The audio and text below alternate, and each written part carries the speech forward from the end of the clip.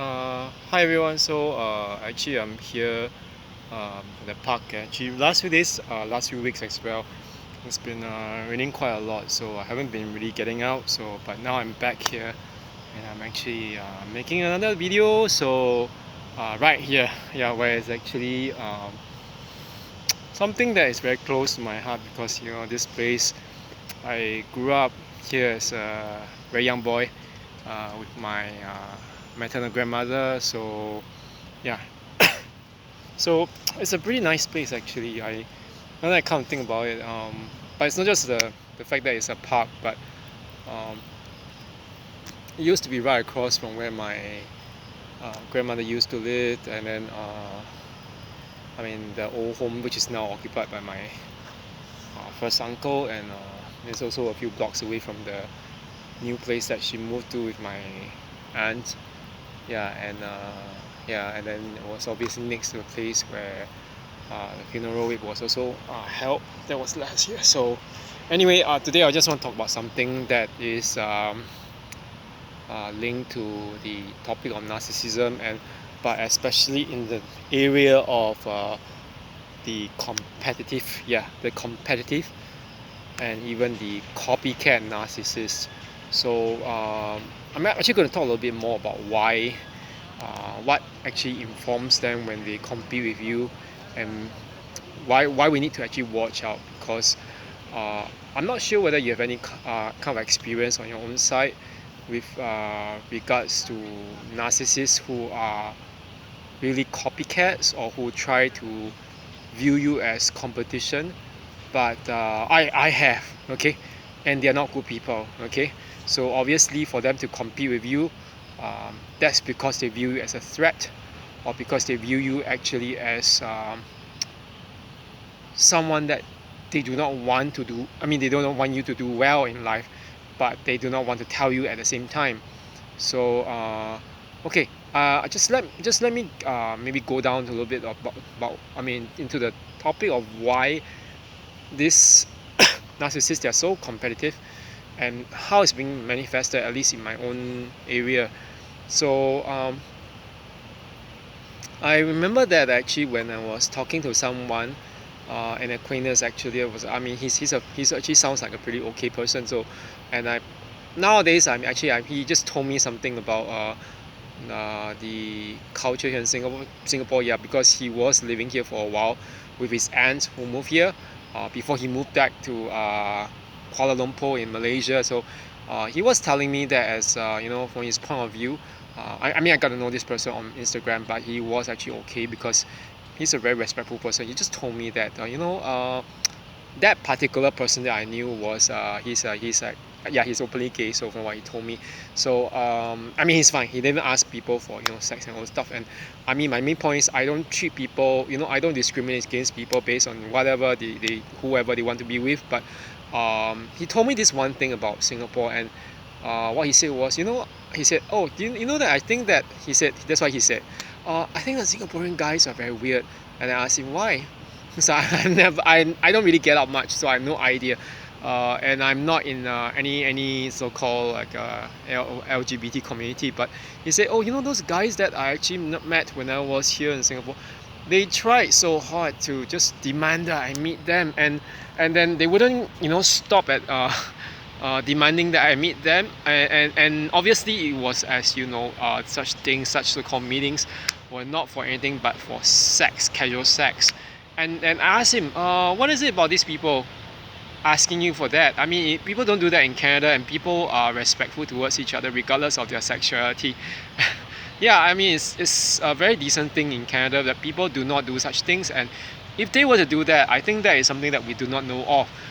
But he said that it was very weird, and from his point of view as a Malaysian, and I was like, okay. And but then later on, after a few months, and after talking to him, I said, I told him that I couldn't really stay on in the fitness industry then because of certain people, like certain narcissists, and certain people who are very toxic. And I just said, one particular person that I know of who used to criticize me when I was in the Manhunt pageant. Yeah, he claimed that it was such a high profile thing that it wasn't even in line with my own low profile or quiet personality, and blah blah blah yada yada. And every time I talk about it, the pageant, that person will just like blow up or say some things like, I'm not interested, I don't want to talk here about it. And but the strange thing is this, like I was saying that sometime before, this particular narcissist actually ended up in the 2021 year, the batch of the finalists. And I mean, I do not know how he got in, considering that he's actually quite repulsive as a person, not just not just in the face, although maybe he has a good body, whatever. But and then now, supposedly from what certain flying monkeys have been saying about him, he's like he's like a personal trainer after being a chef. I was like, what's the difference, like jumping from like being a chef to being a personal trainer? And it's like two different worlds apart. Yeah, so this whole thing just makes me go down. It really makes you think these people were actually critical of you, that means of me, when I was in the pageant, not so much because they think that it didn't suit my character, or because they didn't like it, or not because they were not interested in it, but in fact it was because they were really interested in it, and they were jealous or envious of me being in it. So yeah, it's so ridiculous. And there's another thing with one other narcissist claiming that, that one was like this particular ex-narcissist in my life, saying that, I noticed that, Kevin, you're not really that interested in bodybuilding and fitness, because during those 3 months that we were talking and in communication, you were not talking about it except more than twice. I was like, wait, why is this particular bitch talking about such something that was not even like related to them directly, and saying that I'm not very good in my field. And the whole thing, all these kind of things about narcissists is that they will always criticize you for something that you are actually quite interested in. They'll claim you're not good enough in it, that you don't have much interest, or you're not passionate, or you're not, all these different things, all these criticisms. But the criticisms are not so true as much as that they reflect that the person doing the criticism, the one criticizing, is in fact secretly envious of you, or secretly in competition with you. So that first example of that guy who claimed that the Manhunt pageant wasn't like suited to me or my personality, or that he wasn't interested in hearing about all this kind of stuff. It seems weird. And I mean, if you're not invested in me as a person or a friend or whatever, why then are you so interested in criticizing it and whatever? So and true enough, that this person, from the time he criticized me, that was in 2016. 5 years later, in the 2021 version of the pageant, he was in the final list. And I was like, I don't care whether that person wins or gets anything. And I mean, anyway, he's very unlikely to get something, considering that from what I heard, that some friends are saying, no, he can claim to sue people for whatever videos online of his exploits or whatever he has done, some weird things that he does, some fetishes and whatever. But we have the videos. I mean, it's so easy to access those videos. And why then do people do that? I think it boils down to the fact that the narcissists, any narcissist for any matter of fact, whether they are covert or overt narcissists, they actually thrive on the emotion of envy. When they criticize you, it's not because you're actually worse than you think you are, but it's because they think that you are someone that they envy. They think that you're good, and they do not like you doing better than them. Okay, so so that's the thing. The emotion of envy seems to rule it with this narcissist, and I think that is quite true. If you think about it, what happened with the recent, I mean, there was quite a few months ago during the Halloween week last year. We know that there was a case of this African American girl, Shankella Robinson, was being killed by her friends. And it's strange because I mean, if including her so-called best friend, Khalil, whatever. Um, I mean, these are friends that she has known for years, and yet they were secretly, the whole atmosphere in the room totally changed when she just goes into the room during those, the vacation that they had in Mexico. It just shows you that some people can really smile at you a lot, but in actuality they view you as competition, a threat, or a rival, and you have to be careful. And but I know that especially for those who have been with a narcissist, they are very good at doing so. And the best thing to do is to not deal with them. And other than not dealing with them, you should do your best to defy whatever they tell you not to do or to do. I was talking about one particular friend, I mean, before. It's very weird. Initially, sometimes you think that, oh, these people are, like, they could be a friend as well, or they need not be a romantic partner or some acquaintance or business partner, but they could be just be a friend that you have known for some time. This particular friend was, I remember that I was telling him that, when I was doing all those shooting in Korea, I just told him, a lot of these Korean photographers choose not to shoot with foreigners because of the language barrier. And that was what I said. And it's not so much that they are racist or anything. They just have difficulty working with foreigners because they feel that, if I were to explain things in Korean and this person doesn't know how to take my instructions, things wouldn't go well. And then the strange thing was, this person actually went into this particular mode of trying to show me, oh, this particular studio that you said you had problems trying to book with, they shot a foreigner, whatever. I mean, what are you trying? I was like, what are you trying to prove to me?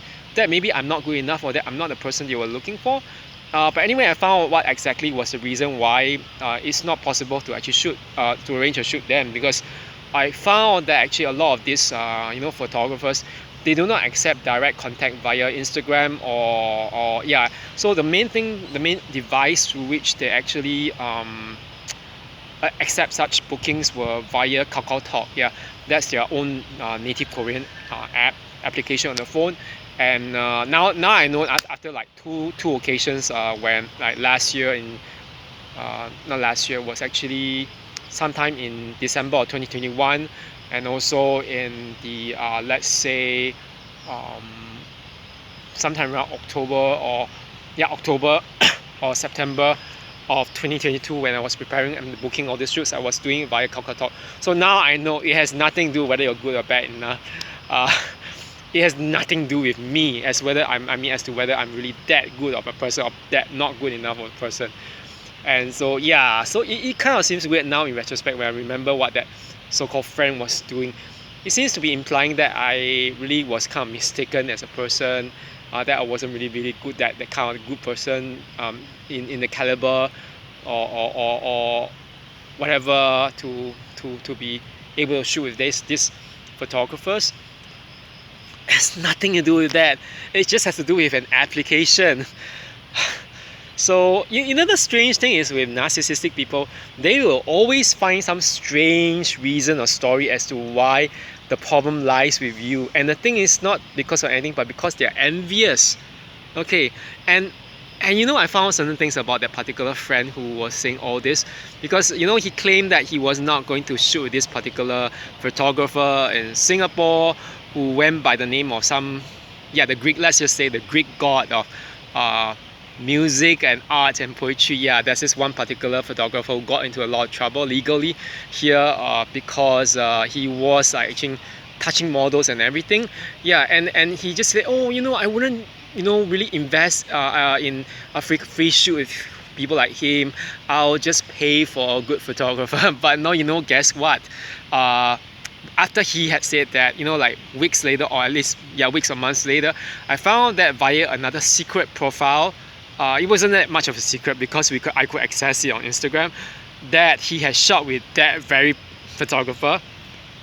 Yeah, what is it with people setting up alternative accounts on Instagram thinking that we do not know who they are? Because of where they are, because it can be found online, and obviously I knew that he was going to shoot those so-called boudoir shoots, and I was like, damn, these people are really hypocrites. And it's not because they're not saying all this stuff that they claim to be concerned over because they are your friends, but because they envy you. And it was funny because on that particular profile, he was like acknowledging that particular photographer, you know, how good he is and everything.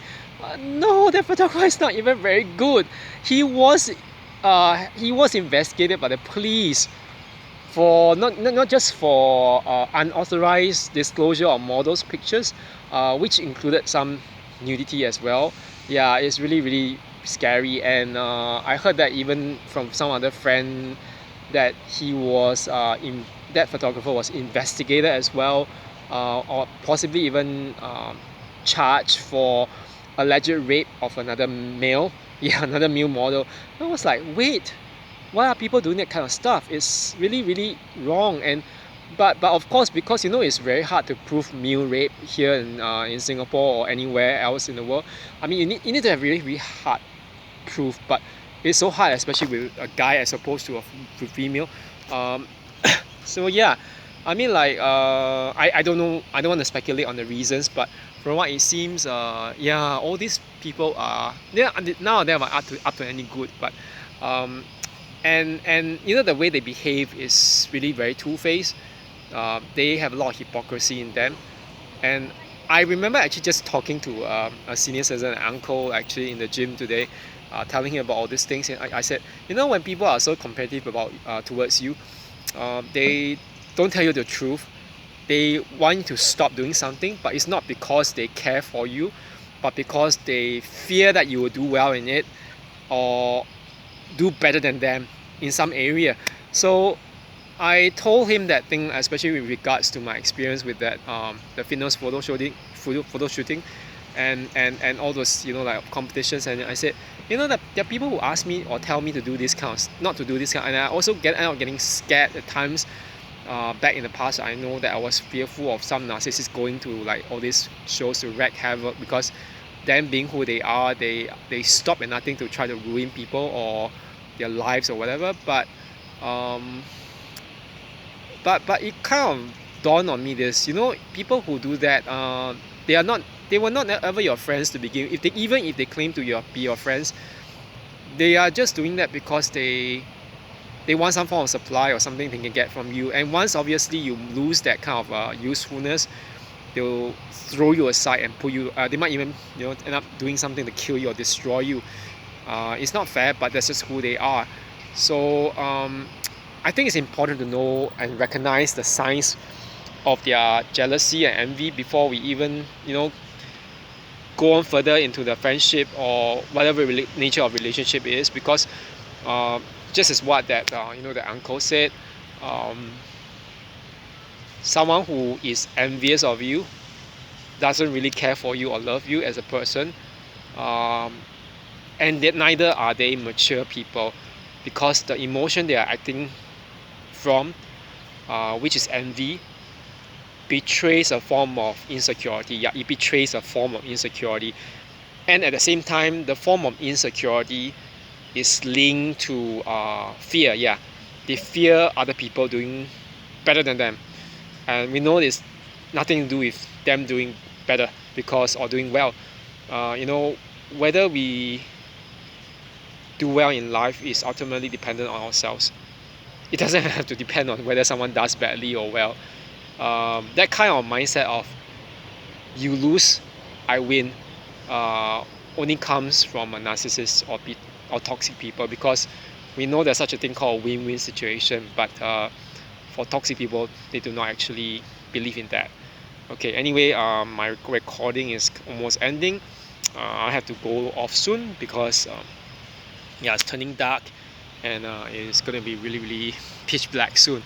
Anyway, I hope everyone has a good remaining week, and yeah, I have to start working from tomorrow onwards. Today is my off day, so yep, I'll just get off from online soon, and yeah, and then maybe this thumbnail, yeah, you'll see a pretty nice thumbnail of me back when I was in my competition.